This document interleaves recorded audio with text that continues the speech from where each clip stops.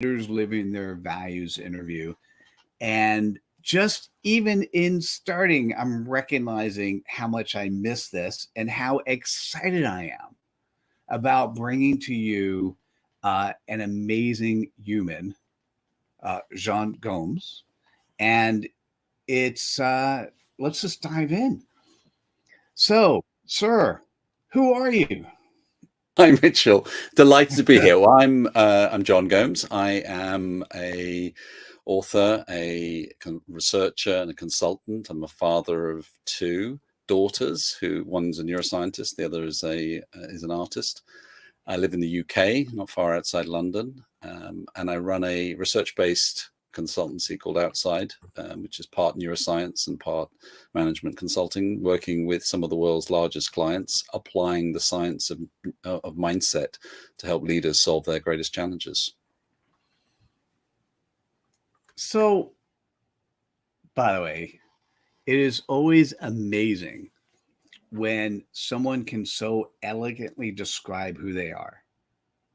Big fan of clarity, so got that. What, as soon as I heard that, what I think to myself is, so have you applied the art and science of what you do to your family life?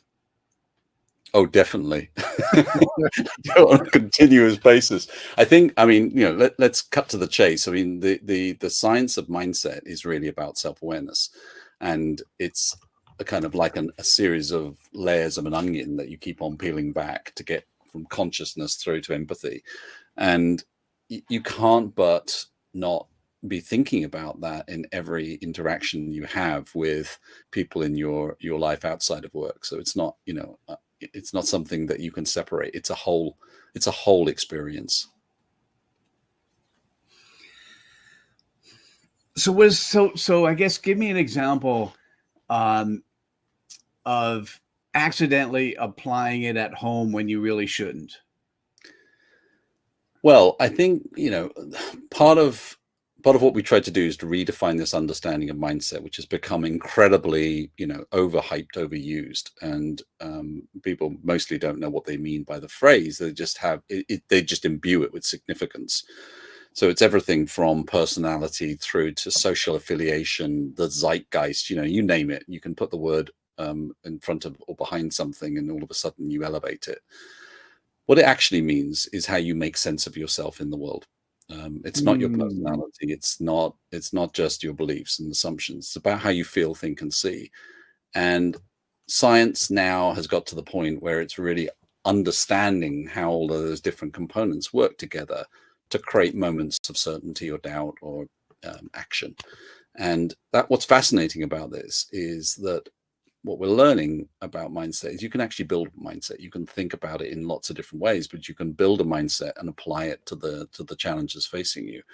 And as a parent, one of the greatest things that we're constantly wrestling with is feelings of doubt and insecurity about what we're doing with our children. And the ability to think about that in a healthy, productive way. It's the same thing for a leader, is to think about thinking, which is called metacognition, or to think about emotions, which is meta emotions. When we get those layers working together, we come up with all sorts of fascinating insights about ourselves and see more of what's really going on. But occasionally, at least once, I would assume you would raise the type of daughters who would say, "Dad, stop doing this with me." Yeah, well, I mean, the positive side of it is that they've learned a lot about themselves and the world. But the negative side is when you fall into having the wrong mindset for talking to your children. So, like, if they said, "Dad, stop talking to me as if I'm a business person," I'm not a business problem to solve, or I'm not a kind of managerial problem to solve. Now, that doesn't happen that often, but it has done. And that's when you walk through the door and you haven't switched to becoming a parent. You're still solving problems through the same mindset as you have been for the previous 7 or 8 hours. How does that make you feel personally? Like I know I've done this with my son, and and he said something that echoing back what I shared with him. And how does that, how do you react when that happened to you? Well, I think when any criticism that your children give you is amongst the hardest to bear, because it comes from a deep truth. It's unavoidable. It's the most unvarnished feedback that you can get in the world. But I have to ask a question. I'm not convinced that's criticism, is it? Isn't that just the way? All right. So put it you another way. explain? Feedback. Yeah, it's actually, and by the way, if you're using a Marshall Goldsmith approach, it's feed forward, not feedback, right? So for me, as I didn't mean to interrupt. Well, actually, I did mean to interrupt. I take that back. Given that you're teaching mindset and being present and being focused, my thought process is, as much as I might go, oh, I can't believe I didn't switch myself. I'm like, oh my God, I'm so glad you told me that. You have the awareness to tell me that. Yeah, and I guess you're performing lots of different calculations at the same time. You're asking yourself, what part of this is true, which bits can I deny, where is it coming from? You're assessing the kind of legitimacy of a younger person to see things the way they're seeing. So your brain is performing many different calculations on this, and then trying to either accept it or justify it away. And there's that constant tussle between those two kind of poles of oneself. And, I think the wonderful thing about working as we do in this space is that you have the chance to, to be more provisional about, how you see things, and to be able to go back and apologize, not just for how you might react, but for your interpretation in the first place, and to build a different way of engaging with people. So that's the fabulous thing of the payoff of working in the way that we do. How about for your spouse?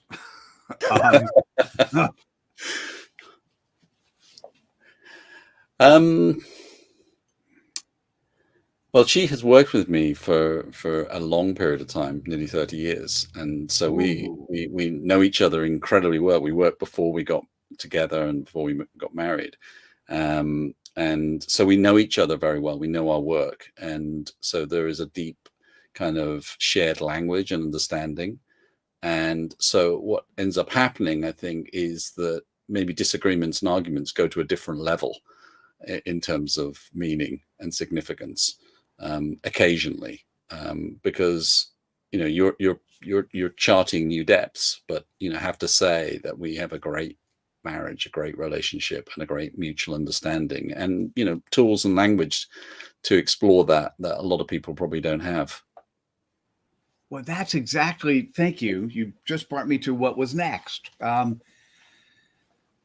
The biggest issue I see, and particularly with what you're doing in the world today, you personally, from a mindset perspective, your definition of mindset, the biggest issue I see is that we, first of all, even in the old world, we didn't have a common language.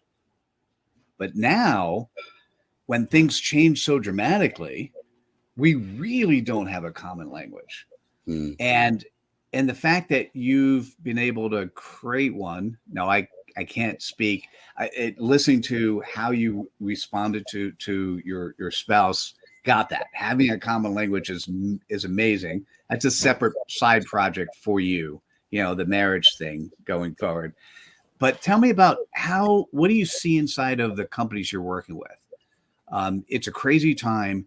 And what I'm thinking about is the specifically common language and the values that sort of that come up with a lack of common language. Yeah.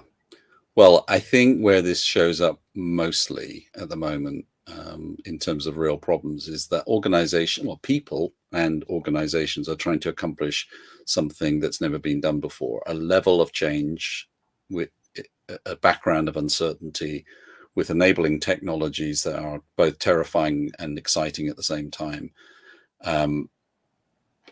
with a completely unstable geopolitical environment. So we've got a lot going on right now. I don't think we need to go down that route to explore it. And what that really means is that we all operate from the level psychological development that we are in. So depending on how you see that, you tend to be able to hold the capacity for dealing with the tensions and paradoxes that are in that. And that is, in one essence, the reason for a lot of polarization, because people can't do that. They want binary, they want simplicity, they want easy answers. And so the political is now becoming more and more business orientated. We've seen a gradual, sort of evolution of issues that were non-business become business. And it started with well-being, and it's gender, and it's all sorts of things. But today, even your political beliefs, even the most mature organizations are struggling to keep that tension at bay. And so polarization is really powerful now in organizations, and leaders are ill-equipped to cope with it. And how mindset plays into this, one kind of very simple way of describing how mindset plays into this, which is the ability to think about what you think, called metacognition. And people with low metacognition have an inability to adjust their beliefs in light of new information. And this has nothing to do with IQ. So you can have very high IQ, can be a very intelligent person, and have low metacognition. And people with low metacognition sit at the spectrum, the ends of the spectrum of extremism in terms of political beliefs, religious beliefs, fundamentalism. And if you're a leader that has low metacognition, you have low self-awareness, you have a low ability to update your beliefs in light of new information, but you also don't know when you're wrong and when you're right. You always believe you're right. And I know too many of those. I know too many of those people. So that's the downside. The upside is that metacognition can be dramatically improved in days through some very simple practices. So all of these things are solvable when you take a more fundamental approach to things. So I think that's a lot of what I'm seeing at the moment. A lot of polarization around big topics. It's so interesting when you were talking about everything we're dealing with. You also didn't mention the planet and the planet changes. Like, you could keep going in terms of all the external forces that now companies need to actually address. I'm going to add one more to this, because I'd be curious your personal take in terms of what you do with your company and how you see it with others. To me, the concept of thought leadership is now ubiquitous. Anyone who wants to craft a question and ask GPT or Bard a well-constructed prompt will produce an article that can be considered thought leadership in a vertical the person knows nothing about. And I would assume that that is something you have to address with the leaders that you're focused on. Tell me about that. Yeah, I mean, that is a new challenge, isn't it? It's a 2023 challenge in a way. And what's interesting is I've been kind of torn here, because I've invested, decades in researching what I have. So one sense of value as a thought leader, as somebody trying to be a force of progress, feels inevitably, vulnerable to that. So the key then is to lean into that, because that's all part of accepting the uncertainty.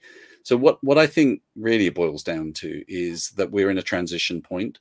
We're not all going to become thought leaders. That's not what's going to happen, because we just have a new level playing field. Everybody's in the same place. So the question is, how does that enable the most fundamental sources of human value creation to get a big uplift? We all, if only one person's got a steam powered machine at the beginning of the Industrial Revolution, they have that competitive advantage. What happens when we all have it? And what happens when that's baked into every application that we use, every form of communication that we use? So I think we're just in a transition where it feels frightening, but it'll just turn into a new normal at some point. What does that mean? First, let's talk about you. How have you adjusted?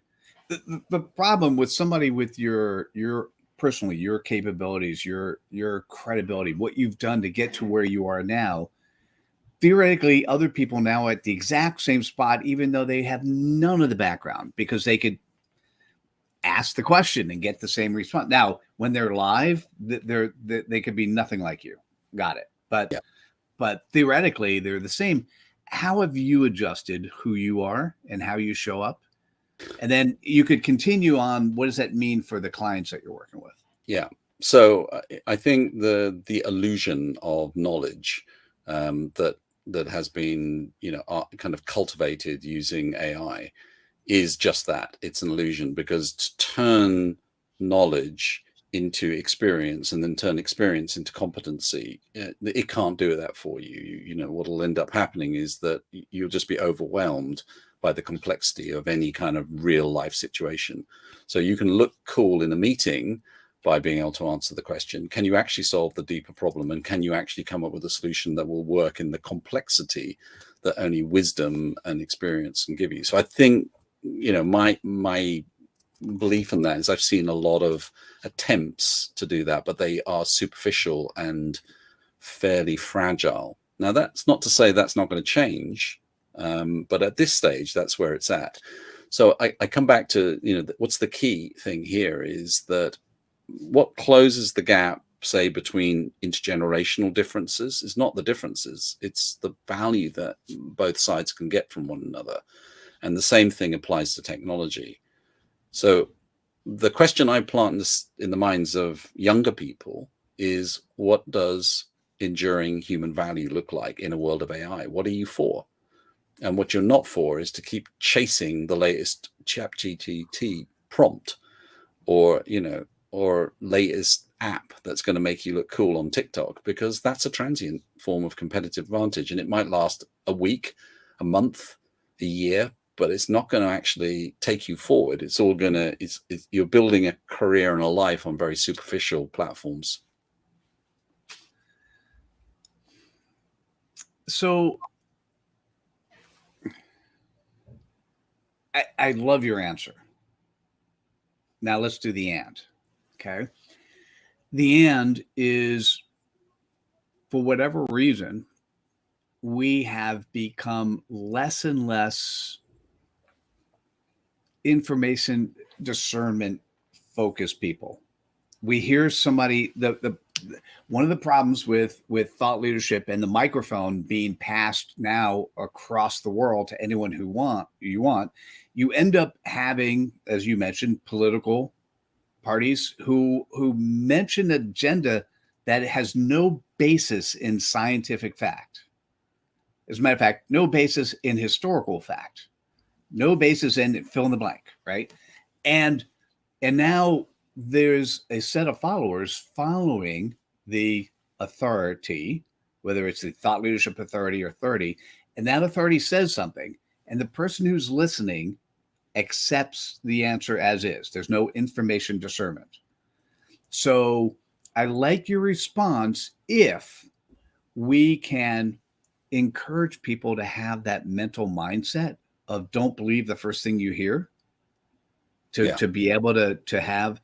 Is that something that you focus on with the leaders when you're working with them? Yeah, absolutely. And part of this kind of hierarchy of layers of self-awareness is that if you look at individuals who are drawn into those kind of echo chambers, they have stopped paying attention to various forms of information.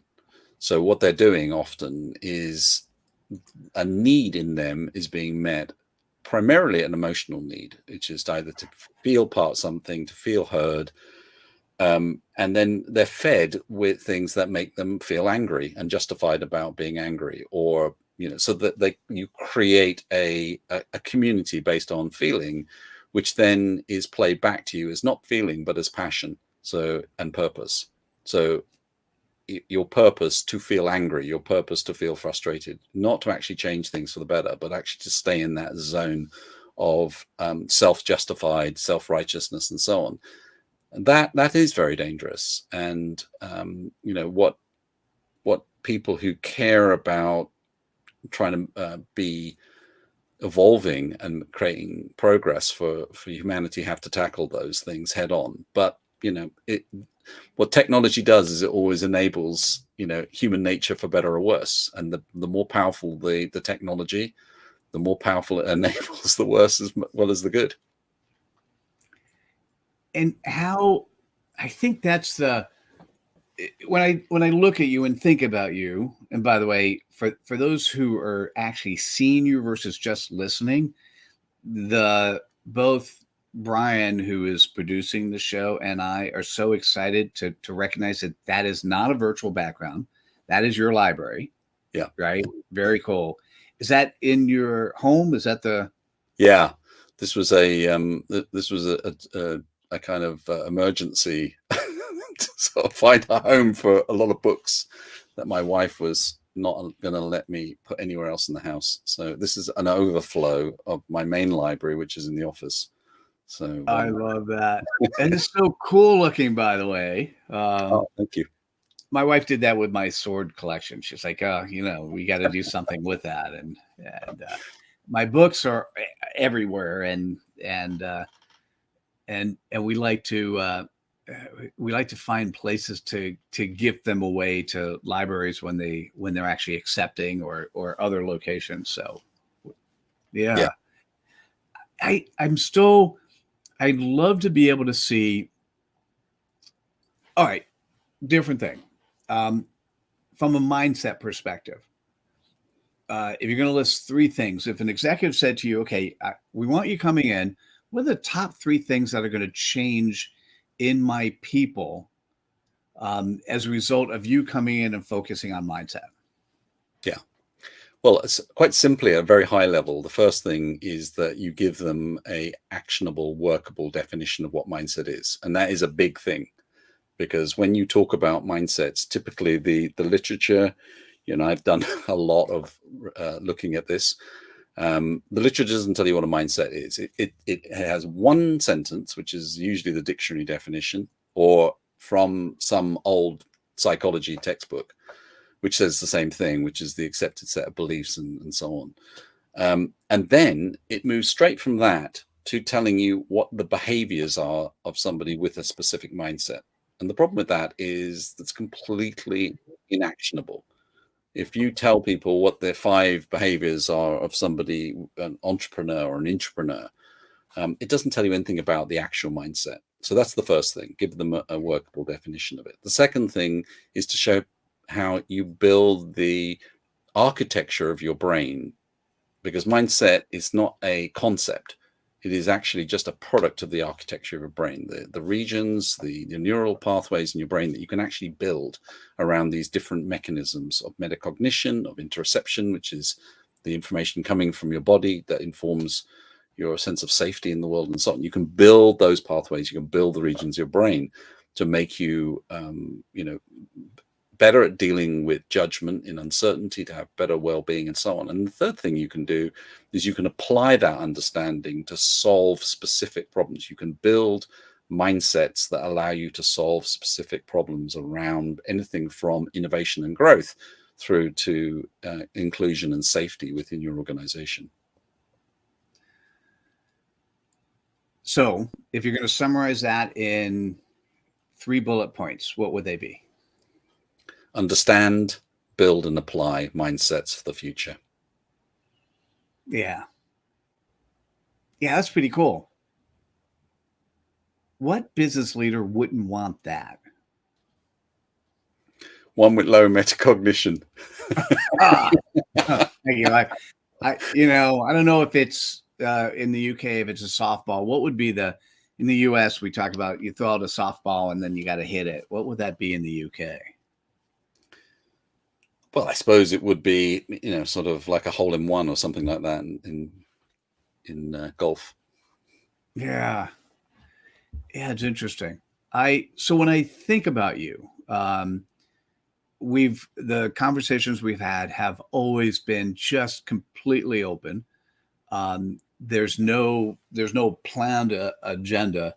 What is your goal of doing these conversations? What do you want to get out of being on the air with somebody? Thank you for asking that question, because it is sort of big context for me, which is that when I set up outside, which is 3 years ago, it was kind of the end of a long career in organizational transformation. And I did this, I did even think about the idea of retirement, not seriously, but the idea of setting up outside was to have purpose, to have a legacy. And that legacy is to be a driving force of human evolution.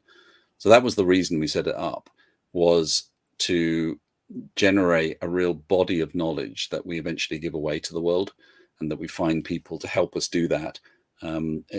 So once we paid for the research with our academic partners, and we've tested those ideas so that we've honed them, perfected them, simplified them, then we want to give them away. We want every child interested in this to have access to, every parent, every business leader.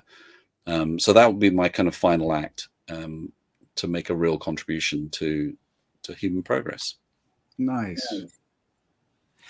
If we 2 more questions, so hang out for those that are still here. If somebody found this interesting, found you interested, wanted to learn more, wanted to reach out to you, what's the best way to go about doing that? Well, simplest way is just to go and look on LinkedIn, go write a newsletter once a month, sometimes twice, depending on whether I can find the time. And that's really to kind of articulate some of these ideas, particularly in the context of things that are happening for people right now. I've written a book called Leading in a Nonlinear World, which is part the science of mindset, the new science of mindset, and part about how you build specific mindsets around well-being, around innovation, growth, and creating healthy organizations. And yeah, just in my feed, you'll see, various things that I'm talking about and interested in, and articles, research papers, and so on that'll help you on the journey. So connecting to you on LinkedIn is probably the best way, and then following through from there. Yeah. And you'll see my my outside page and so on there, if you're interested in jumping onto that. Awesome. Well, thank you. All right. So based on this conversation, is there a particular question or concept or thought that we didn't cover, or is there some question you'd like to ask yourself at this stage? Yeah, I mean, I think that, probably the foundational mindset that all of us are facing at the moment is that our well-being has taken a big hit, through COVID, and through, well, probably since, the last 8 or 9 years, with a succession of shocks, both to the economy, to the geopolitical system, and now, you look at this year and you think, well, what more could happen in the world? Well, the answer is quite a lot. And I think what we all have to consider is maybe letting go of a mindset that has been dominant in the world ever since, the kind of industrial revolution, which we call the sacrifice mindset. And the notion of that is the only way you can be successful is to be all in. You have to sacrifice your physical, emotional, mental needs outside of work often to be successful. And what comes with that is a series of assumptions that have become increasingly unproductive. In the past, that, cost benefit worked, particularly for the most senior people in an organization. If you put a lot in, you got a lot out, and maybe, you could walk away with your marriage intact and your relationship with your children and a lot of money.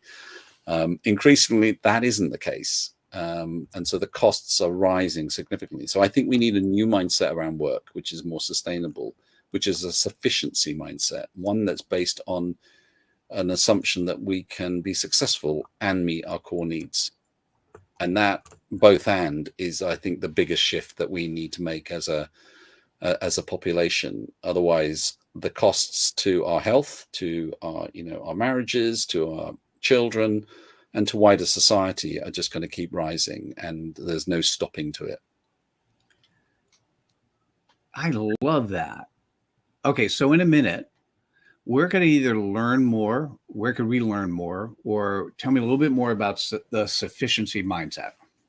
So the sufficiency mindset has a frame around it, how you see the world, which is you become more aware of the costs of being in a sacrifice mindset, and you become more tuned to your needs of a sufficiency mindset. And those needs are the things that we've become numb to.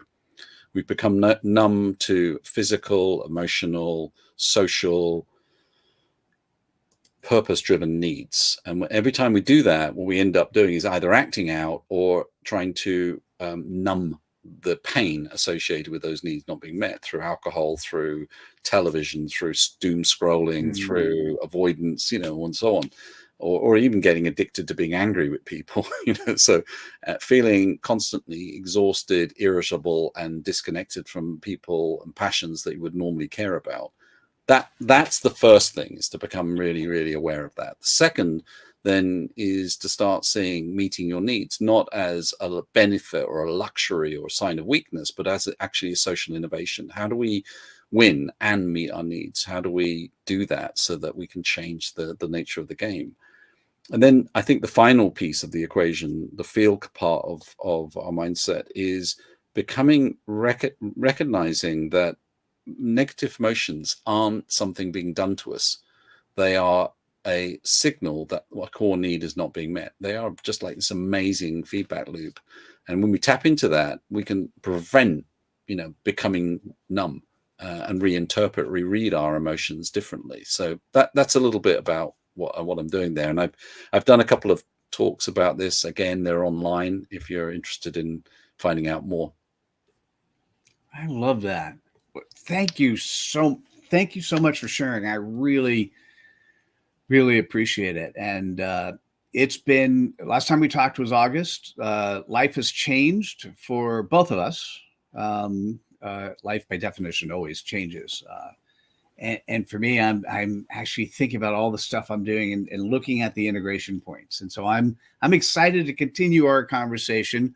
For those who joined us, this is now your time. If you haven't done this yet, click on the like button, grab that aha moment you found fascinating, and spread some crud dust, because this is a person who needs to be seen, to be heard, and to be brought into your organization.